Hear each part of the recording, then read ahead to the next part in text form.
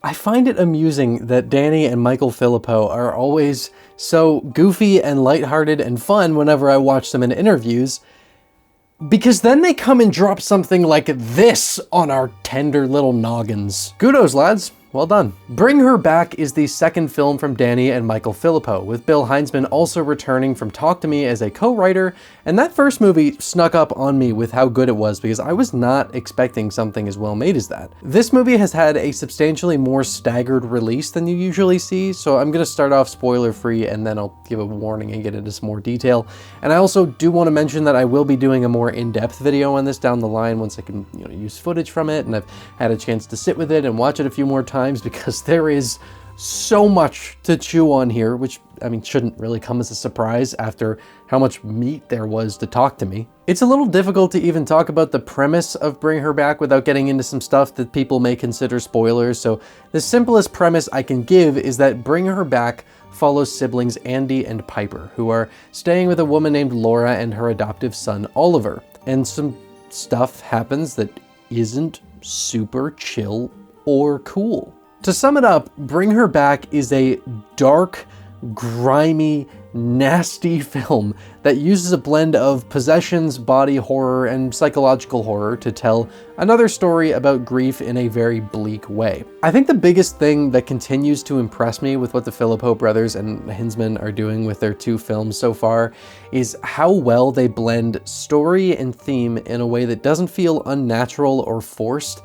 while also managing to make sure it comes through clearly and also has a ton to soak in if you do want to look deeper into the smallest details in their story. While Talk to Me touched on grief from the angle of addiction and escapism, Bring Her Back is dealing with it from the angle of protection and secrecy, and the way they navigated that just felt so meticulous and careful, but it's also impressive how they avoid weighing the story down with these things. Not in the sense of tone, mind you, because this is a very dark movie, but what I mean is that at no point does it feel like the movie is trudging through its theme or spending too much time on that without developing the story itself. It's got around the same runtime as Talk to Me, and it's kind of insane how much these guys are able to squeeze into those tight runtimes, especially when you look at other films that are also dealing with grief like this, because they tend to be closer to 2 hours, but they manage to cover so much ground in this movie.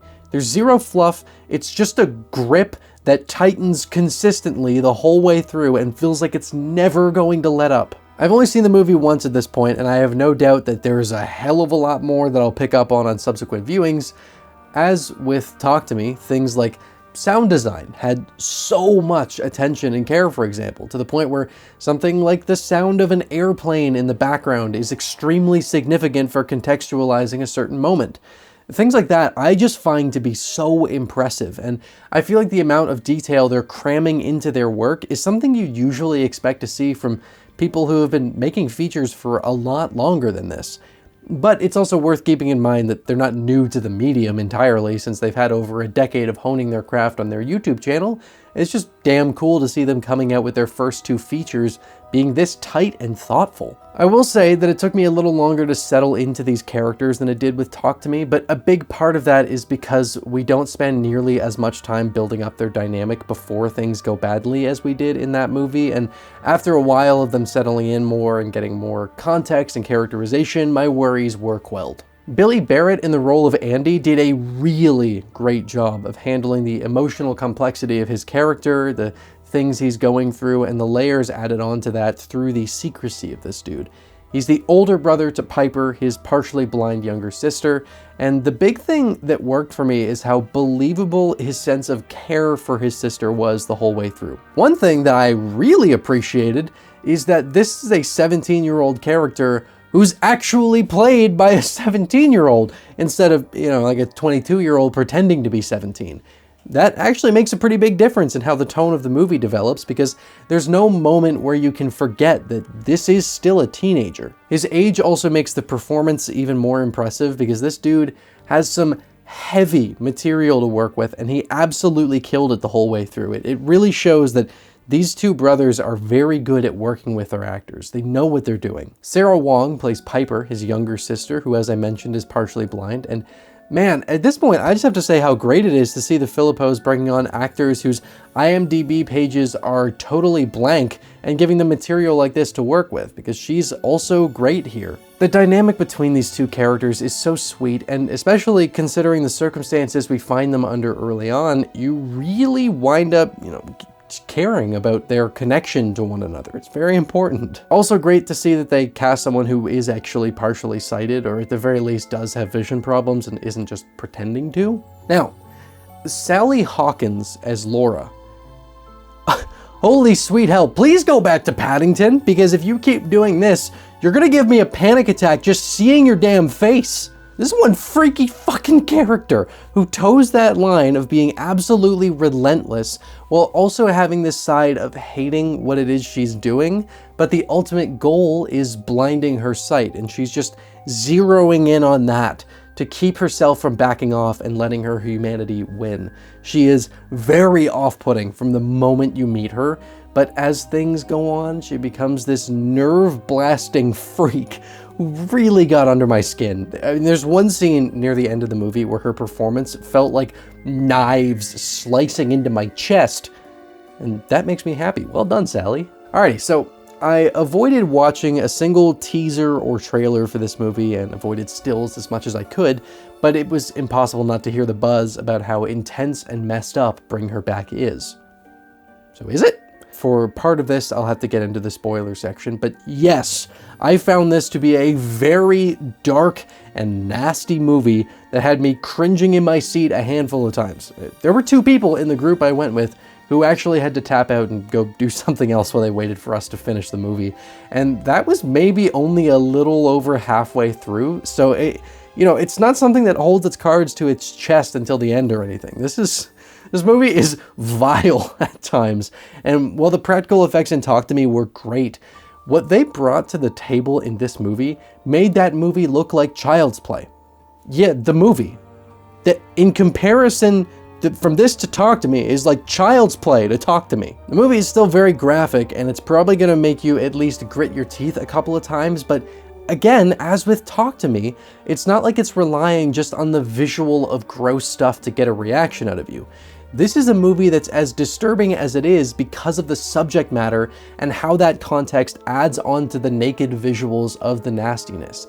However, the one thing I want to mention that I didn't hear as much going in, yes, this movie is dark and dirty and brutal, it's also extremely emotional. Like, I was on the verge of tears at the end of this one, and I think it's on that emotional side of things where I felt like this movie showed a maturing of the Philippous' ability to tell stories. The ending is haunting and has a lot of emotional complexity to it that had me thinking about it while I was falling asleep. Not because I was scared of it, but because it was so dense. I wanted to piece it all together. Also, just tonally, this movie is fantastic. There's this really artistic presentation of what's objectively a rather nice environment that they shoot in a way that makes it feel so drab and unsettling. And the dreary, almost dreamy cinematography goes a long way in helping to build up the feeling of what's happening and reflecting the internal struggles of these characters before too much gets unveiled. Alright, there are a couple of things I want to talk about now that are going to be more spoilery, so if you haven't seen the movie yet, now's your time to click off and go see this thing, because it's more than well worth a look. Probably my favorite horror movie of the year so far, without a doubt the scariest and most intense movie I've seen all year, and I can't wait to revisit it and look more closely at all the little details. Spoilers now! Fuck off! Alright, leave. Dude, that kid ate a fucking knife, and a knife and a table? That shot of his teeth cracking off when he bit the table is absolutely insane, man. What the fuck was that? Anyway, the main thing I want to talk about here is the way the end of this movie was handled, because dear God, was that ever impactful. I really did not think, just based off of the tone of the movie, the things I was hearing, and the way Talk to Me ended, that this was going to end well for anyone involved.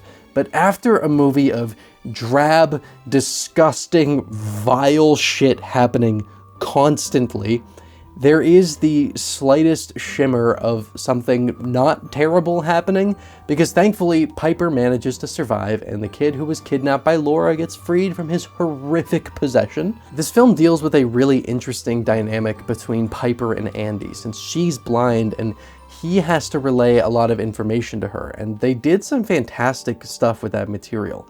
When she says grapefruit, that's basically a code word between the two of them that implies truth. If he says it, it means he's being honest. He's telling her, yes, I am actually telling you what's going on. If she says it, it's like basically her asking him, you are telling me the truth, right? It's a confirmation. I love that because while generally speaking, I think if someone who's blind asks you something, you should never say anything other than the truth because you can't be the arbiter of reality for someone. With this being a sibling dynamic where they have an understanding, I thought this worked very well within the confines of their relationship, with him sometimes wanting to clean things up for her. The thing is though, throughout the film, Andy will just straight up lie to her, even when she says grapefruit, because he doesn't want to upset her. And that code word is pretty much the expression of the central theme at the core of the movie. At the start, Piper and Andy's father dies, which is why they go to stay with Laura as a foster parent until Andy is 18 and can apply for custody over Piper. But throughout the film, there's something that Andy is keeping from Piper, and that's that their father was actually not a good dude, at least not to Andy. He seemed to be fine to Piper.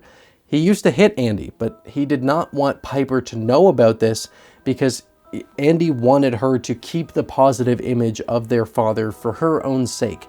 So he's essentially been filtering her reality to stop the true nature of their father from getting through.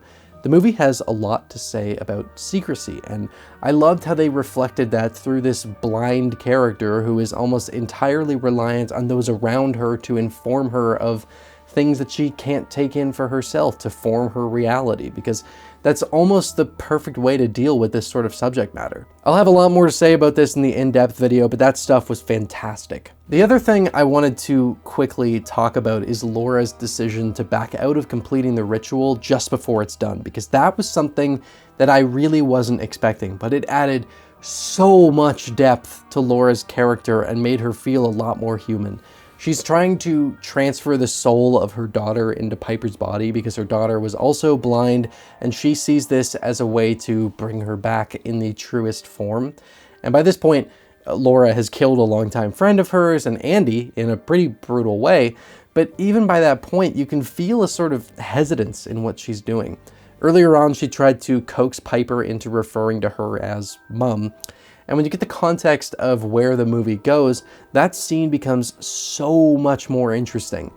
What it seems like was actually going on there is that Laura was having a moment where she was hoping in some part of her that Piper calling her mum and dressing her up like her daughter would be enough that she wouldn't have to go through with completing the ritual, because I think ultimately she doesn't want to murder a child. She never cared all that much for Andy, and she straight up said that what she's doing is horrible but necessary. So that moment serving as a sort of vain hope within herself that she'll be able to accept just having an adoptive daughter who reminds her of her biological one is really powerful, and it pays off during the film's climax in a beautifully emotional way, with Piper calling her mum as she's being drowned, and that's the thing that ultimately breaks Laura and causes her to freeze in her tracks.